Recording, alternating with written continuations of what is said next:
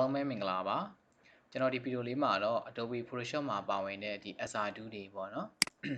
်ကျွန်တော်ဒီ SR2 လေးတွေအကြောင်း close down 2လေးတွေအကြောင်းဒီ history prep 2လေးတွေအကြောင်းကိုကျွန်တော်ပြောပြပေးသွားမှာဖြစ်ပါတယ်โอเคเนาะဒါဆိုကျွန်တော်တို့ပထမအဆုံးအနေနဲ့ဒီ share 2လေးတွေကအားလုံးတင်ပြီးသွားပါပြီเนาะဒီ2လေးတွေတကယ်လို့ကိုကဒီ2လေးရဲ့အသုံးပြုပုံလေးတွေမရသေးဘူးဆိုရင်ကျွန်တော်ပြန်သွားကြည့်လိုက်ပါတကယ်ဒါဆိုရင်ကျွန်တော်ကဒီမှာ close down 2ပေါ့เนาะ close down 2ဆိုတာဘာပြောရလဲဆိုရင်ဥပမာကျွန်တော်တို့ကဒီဟာလေးပေါ့เนาะဒီခုံတန်းခေါ်ထားလို့ဒါဆိုကျွန်တော်တခြားပုံလေးခေါ်လိုက်ပါမယ်ဒီပုံစံမခေါ်တော့ဘူးကျွန်တော်တို့ပေးသွားမလဲဒါပုံတစ်ပုံခေါ်မှာဖြစ်တဲ့အတွက်ကြောင့်ဒီပုံလေးခေါ်လိုက်မယ်เนาะဒါကကျွန်တော်ကအပေါ်မှာရှိနေလို့ပါမိမိကပုံလေးခေါ်ရှင်နေဆိုတော့ကျွန်တော်တို့ပုံခေါ်နည်းလေးရှေ့မှာတင်ပြီးသားပါဖိုင် open နေမှာတွားလို့လည်းရပါတယ်เนาะဖိုင်တွေကခေါ်တယ်ဒါကျွန်တော်ကသုံးပြီးသားဟာလေးတွေပြန်သုံးနေရเนาะโอเคဒါလေးတစ်ချက်နေလိုက်ပါမယ်ဒီပုံစံလေးပေါ့เนาะဒါ close down 2လေးကြတော့ပို့ပြီးတိတောင်းတော့ပါဒါဆိုရင် close down 2ဆိုတာဘာလို့တာလဲဆိုကျွန်တော်တို့ကတနည်းအားဖြင့်တော့ဘာလို့ဆိုလဲမူလနေရာမှာရှိတဲ့ပုံတွေကိုပြန်ပြီးတော့ဥပမာ copy ကူးတာပေါ့เนาะသူကြတော့ copy ပွားတာဥပမာဒါဆိုရင်ကြည့်အောင်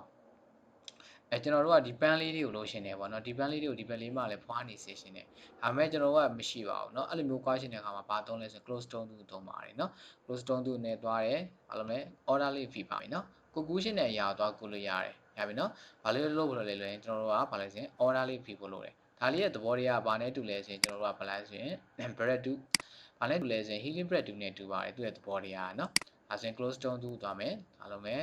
ကျွန်တော်ကဒီမှာဘာလုပ်မလဲ order လေးဖိပါမယ်ကိုကူးရှင်တာတစ်ချက်နေလိုက်နေပြီးတော့ဒါလေးကဘာလားလေးနေမယ်เนาะဒါဆိုရင်ကျွန်တော်ကူးရှင်တဲ့နေရာမှာကူးလို့ရတယ် okay ရပြီเนาะဒီဘက်လာမဲ့ကူးရှင်လဲကူးလို့ရတယ်ဒါဆိုရင်တော့ကျွန်တော်ကပြန်ပြီးတော့လုပ်ပေါ့เนาะဒီလိုကိုကမပါခဲတော့ဘူးဆိုရင်တော့ဘာလုပ်မလဲ order လေးဖိပြန်ကူး okay ရပြီเนาะဒီမှာလဲ order လေးဖိတစ်ချက်ကူးရပြီเนาะဒါဆိုရင်ကျွန်တော်တို့ကအဲ့လိုမျိုးဘာလုပ်တယ်ဆိုရင် copy ကူးတဲ့အခါမှာ close down ကိုသုံးပါတယ်ရပြီเนาะဒီမှာလဲတစ်ချက်သွားကြည့်မယ်ပိုတိတောင်ဒီ software ကိုကျွန်တော်ကကြီးရှင်းတဲ့အခါမှာပေါ့เนาะဘာလုပ်ရလဲဆိုရင်4000ခွင်လေးနှိပ်ပါဒါဆိုရင်သူကအဝိုင်းကြည့်လာပါလိမ့်မယ်เนาะဒါသူ့ရဲ့ site ပါကျွန်တော်ကဒါတွေလည်းအားလုံးပြောပြီးသားပါเนาะဒီ bread 2တစ်ခုပြောတဲ့ဒါတွေအားလုံးကသိနေဖို့လိုတယ် Photoshop မှာတစ်ခုရှိတာကအားလုံးကစင်တူတွေပါပဲတစ်မျိုးနဲ့တစ်မျိုးอ่ะเนาะဒါမှတိတ်မကွာပါဘူးဒီ bread 2တွေ healing bread 2တွေရဲ့ဘာလဲဆိုရင်ဒီကျွန်တော်ဒီ radius ပေါ့เนาะဒီ site တွေကိုအချင်းချင်းလုပ်တဲ့အခါမှာအားလုံးတူတူပဲเนาะဒါဆိုရင်ကျွန်တော်ကကြီးရှင်းနေဆိုရင်ဒါလေးနဲ့တွားမယ်เนาะโอเคဒါဆိုကိုကူးရှင်းတဲ့နေရာကိုတွားလိုက်ပေါ့တကယ်လို့မကူးရှင်းဘူးကျွန်တော်ကဒီဟာလေးပြန်ကူးရှင်းတာဆို order လေးပြီးလိုက်เนาะ order လေးပြီးတစ်ချက်လေးလိုက်โอเคဒီမှာကြာလာပြီโอเคဒါကိုကူးရှင်းတဲ့နေရာမှာလို့လဲနေအောင်ပဲရပြီเนาะအဲ့လိုလေးကူးတဲ့အခါမှာအသုံးပြပါတယ်ဒီမှာတစ်ချက်ဆက်နေပါโอเคရပြီเนาะဒီလိုလေးတွေဒါပန်းလေးတွေဒီပေးပါမှာလို့လဲလာကူးလိုက်တာပဲရပြီเนาะဒါကကျွန်တော်ကခုနကဒါ healing bread 2သွားယူမိတာเนาะကိုကဒါတော့ဗောလဲ close down to you အတူတူပါပဲเนาะသူလဲ order ဖိမယ်ကိုကူးရှင်းနေအောင်ကူးပါမယ်โอเคเนาะဒါဆိုရပြီเนาะဒါလေးတွေအရင်လွယ်ပါတယ်ဒါကတော့ဗာလဲဆို close down to ပေါ့เนาะဗာလဲဆိုဒီ pattern shape pattern stamp 2ကတော့ဗာလဲဆိုကျွန်တော်က pattern တွေသတ်မှတ်ထားတဲ့ဟာတွေရှိတယ်ဥပမာကျွန်တော်ကဒီမှာပေါ့เนาะဒီဘက်ဘေးလေးမှာသူသတ်မှတ်ထားတဲ့ pattern လေးတွေပေါ့เนาะဒါလေးတွေကနေသွားသုံးတာပါโอเคဒီမှာဒါဆို tree ပေါ့โอเคโอเคเนาะโอเคဒါဆိုကျွန်တော်က software လေးနဲ့ကြည့်လိုက်မယ်โอเคဒီမှာကြည့်အောင်โอเคเนาะဒီမှာတစ်ပင်လေးတွေပေါ့ဒါကဘာလို့လဲဆိုရင် तू ကဟိုမှာသတ်မှတ်ထားတာဒီ tree လေးတွေပေါ့เนาะ तू သတ်မှတ်ထားတဲ့ခါတွေမှာသုံးတာဒါလေးကပိုးအဆင်ပြေတာပေါ့เนาะဘာလို့လဲဆိုရင်သူတို့ကကျွန်တော်လှုပ်တဲ့အခါမှာပို့ပြီးတော့အဆင်ပြေအောင်တော့ပါ तू ကလှုပ်ပေးထားတယ်ဒီမှာတစ်ပင်လေးတွေပေါ့เนาะနောက်က background ပုံပြောင်းတဲ့အခါမှာတစ်ပင်လေးတွေနဲ့ဘယ်လိုမျိုးပြောင်းရလဲဆိုတာလေးကိုသူတို့ကတစ်ခါလေးလှုပ်ပေးထားတာပါโอเคเนาะဒီမှာကြည့်မယ်ရပြီเนาะဒါကတစ်ပင်လေးတွေအများကြီးရှိတယ်ဒါဆိုရင်ကျွန်တော်တို့ကဒီကတော့ pattern လေးတွေလောက်တာပါဒီနောက်ပိုင်းကျရင်တော့ဒီ pattern တစ်ခုချင်းလောက်တာလေးလည်းပြောမယ်ဒါတော့တစ်ပင်ကိုလိုရှင်လို့သုံးတာဒါမှမဟုတ် grass ဆိုတာမြက်ပင်ကိုပြောတာမြက်လေးတွေလိုရှင်လည်းဒီမှာရှိတယ်ရေလိုရှင်တယ်ဆိုတော့ကျွန်တော်ရေလေးတွေဒီမှာရှိပါတယ်เนาะဒီမှာကြည့်လိုက်ဒါဆိုရင်ကျွန်တော်ရေပုံစံလေးတွေဖြစ်သွားပါတယ်โอเคเนาะဒါလေးကကျွန်တော်အခုလောဆယ်တော့ဒါတည်ထားဖို့ပါပဲเนาะဒါဆိုရင်ကျွန်တော်တို့က pattern လေးသုံးရှင်းတဲ့အခါမှာသုံးလို့ရတယ်ဒါတွေ background shade တဲ့အခါမှာလည်းသုံးလို့ရတယ်เนาะဒီနောက်ပိုင်းကျတော့ကျွန်တော်တို့ဒီ background shade အောင်မှာကျွန်တော်ပုံစံအမျိုးမျိုးနဲ့ဒီတင်ပေးသွားပါမယ်เนาะကျွန်တော်ဘယ်လိုဟာနဲ့ဆိုသုံးလို့ရတယ်ဘယ်လိုဟာနဲ့ဆိုသုံးလို့ရတယ်ဆိုတာလေးတော့โอเคဒါတွေအားလုံးအဲ့လိုမျိုးကိုလို့ရှင်းတာလုပ်ပြီးသွားတဲ့အခါမှာဒါပေမဲ့ကိုကမကြိုက်ဘူးပေါ့เนาะမကြိုက်တဲ့အခါမှာဘာအောင်သုံးရလဲဆိုရင်ကျွန်တော်တို့ SR2 ကိုသုံးပြီးဖြတ်နေလို့မရပါဘူးဒီမှာ SR2 သုံးကြည့်အောင်SR2 သုံးပြီးတော့ဖြတ်လိုက်ရင်ဘာလို့လဲအကုန်လုံးပြတ်သွားတာကျွန်တော်ကဒါဆိုရင် site ကြီးမယ်เนาะsite သေးနေလို့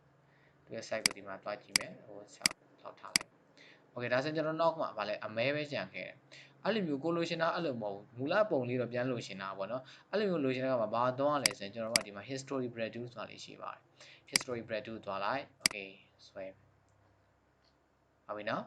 နားလဲတယ်နော်ဟိုရမ်းလွယ်ပါတယ်ဒါလေးကတော်တော်ဆက်ဆက်မှုရှိနေလို့ကျွန်တော်၃ခုပေါင်းပြီးရှင်းပြလိုက်တာโอเคဒါဆို site ကြည့်မယ်ထောင်ခွင်းနေလိုက်ပါဒီကနေကြည့်လိုက်လို့ရတယ်โอเคနော်โอเคဒါဆိုကျွန်တော်အားလုံးမူလပုံစံနဲ့ပြန်ရမှာတော့ဟုတ်လားမူလပုံစံနဲ့ပြန်ဖြစ်သွားပါတယ်ရပြီနော်ဒါဆိုရင်ကိုလို့ရှင်တာလုပ်ပြီးသွားလို့တကယ်လို့ကိုကမားတယ်ပေါ့ကိုလို့တဲ့ခါမှာတကယ်လို့မားသွားတဲ့အခါဆိုရှိတယ်ဒါမှမဟုတ်ကျွန်တော်တို့ကအစာတူးတွေနဲ့ဖြတ်မိတာတွေရှိရပေါ့နော်တချို့တွေဖြစ်နေတတ်တယ်ဒီအစာတူးတွေနဲ့ကျွန်တော်တို့ကဖြတ်မိသွားတယ်ပြန်ပြီးတော့လုံးလို့မရတော့ဘူးဒါဆိုရင်ဘယ်လိုလုပ်ရမှမသိဘူးမူလပုံလည်းပြန်လို့ရှင်တယ်ဒါဆိုရင်တော့ဘာလုပ်ရလဲဆိုရင် history reduce တစ်ချက်ယူပြီးတော့ဒါလေးနဲ့ဖြတ်လိုက် okay ဒါဆိုရင်ကျွန်တော်တို့မူလပုံစံနဲ့ပြန်ရပါတယ်အားလုံးရမယ်နော်ဒါတော့ history reduce ပေါ့နော်ဒါhistory reduce ဆိုတော့ကျွန်တော်တို့လည်းသိမဆိုင်ပါဘူးသူကတော့ဟိုပကြီးပုံစံအင်းပြောင်းပြတာပါနော်ဒါတွေကကျွန်တော်လည်းမဆိုင်ပါဘူးနော်ထားလိုက်ပါဒါဆိုရင်ကျွန်တော်က history reduce ထားလိုက်မယ် okay ပကြီးဆွဲတဲ့အခါမှာတော့ဒီ history reduce လေးကလိုတာပေါ့နော်နောက်တစ်ချက်တော့ကျွန်တော်တို့ကဒီမှာ SR2 လေးပါနော်ဒီ SR2 လေးကလည်းခုနပြောပြီးသွားပြီကိုဖြတ်ရှင်တဲ့ခါတွေမှာဖြတ်တဲ့ဟာမှာသုံးတာတယ်ဥပမာဒါလေးထားလိုက်မယ်ဒီပုံစံလေးမလို့ရှင်ဘူးဒီနိုင်မလို့ရှင်ဖြတ်လို့မရဘူးလားရတယ်နော်ဒါက SR2 ဟိုနောက်ကျတော့ဒီ background SR2 ဆိုတာလေးရှိရယ် background SR2 လေးတစ်ချက်နေလိုက်နော် okay နေပြီးွားရင်ကျွန်တော်တို့ကဒီမှာရွေးလို့ရတယ် site လေးရွေးမယ်ရပြီနော်ရွေးပြီးသွားရင်ကိုကတော့ background ကိုဖြတ်ရှင်တဲ့အရာတရားထားလိုက် okay အဲ့လိုမျိုးလေးပါလေတစ်ချက်နှိပ်ပြီးတော့သူကတစ်ခါလေးလိုက်ဖြတ်ရပါတယ်ဘာလဲဆိုရင်နှိပ်ပြီးတော့လိုက်ဖြတ်တစ်ခါလေးဖြတ်အဲ့လိုမျိုးဖြတ်တဲ့အခါမှာတုံးတယ်ဒါ background SR2 ပါเนาะဒါလေးတစ်ချက်နှိပ်မယ် okay ဒါဆိုရင်တော့ကျွန်တော်ကဘာလုပ်လဲလုံးဝအတိအကျရဖြတ်ပေးတာမဟုတ်တော့ပါအားလုံးရမယ်เนาะဒါဆိုရင်လိုချင်ဦးစီအားလုံးဘာလုပ်မလဲ control z ကိုပြန်နှိပ်အားလုံးရမယ်เนาะဒါကတော့ကျွန်တော်တို့က ဘာလဲဆိုရင် background အဓိကတော့ကျွန်တော်က background တွေဖြတ်တဲ့တူတွေပါပဲเนาะ background SR2 ဖြစ်တဲ့အတိုင်းပဲ background တွေဖြတ်တာပါ okay ဒီမှာကြည့်မယ်နော်သူကတော့အဆင်ပြေတယ်ဘာလို့လဲဆိုရင်ကိုဖြတ်တဲ့ဟာမှာဟိုဒီမှာဆိုရင်ဟုတ်ဖြတ်ပေးသွားတယ်နော်ဒီမှာကြောင်ဘေးလေးတွေပေါ့ဒါကကျွန်တော် background တွေကိုဖြတ်တဲ့အခါမှာသုံးတာပေါ့အများစုပါနော်ဒါလေးလေးလည်းသိပါလိမ့်မယ်နောက်ကျတော့ဗာလဲဆိုရင် magic SR2 magic SR2 ကတော့သူကတော့အယောင်တူတဲ့ဟာတွေဖြတ်ပေးတာဒီမှာအစင်းလေးတစ်စင်းနေလိုက်နော် okay သူကအယောင်တူတဲ့ဟာတွေဘာလို့လဲလိုက်ဖြတ်ပေးတာတကယ်တော့ကျွန်တော်ဒါလေးနေကြည့်လိုက်မယ် okay ဒါဆိုရင်သူနဲ့အယောင်တူတဲ့ဟာအားလုံးဖြတ်ပေးသွားတယ်နော်ဟိုဒါလေးရမယ်နော်ဒီလိုအပြားလေးရေးရ okay ဒါလေးတစ်ချက်နေမယ် okay เนาะဒါဆိုရင်အားလုံးရမယ်เนาะဒါဆိုရင်ကျွန်တော်တို့ဒါကတော့ဗာလဲဒီ magic SR2 ကတော့သူကဗာလဲမှာဗာနဲ့သွားတူလဲဆိုရင်ကျွန်တော်တို့ရှေ့မှာ select နဲ့ပြောမယ်ဆိုရင်တော့ဒီ magic +2 နဲ့သွားတူပါတယ်ရမယ်เนาะဒါလေးကတော့အတူတူပဲဒါတော့သူကတစ်ခါလေးဖြတ်တာပေါ့เนาะဟိုကတော့ select မှတ်တာပါအားဆိုရင်အားလုံးရမယ်เนาะ okay ဒါဆိုရင်ကျွန်တော်ပြောတဲ့ဒီ SR2 လေးတွေ history 2လေးတွေအားလုံးသုံးတတ်မှာပါเนาะ okay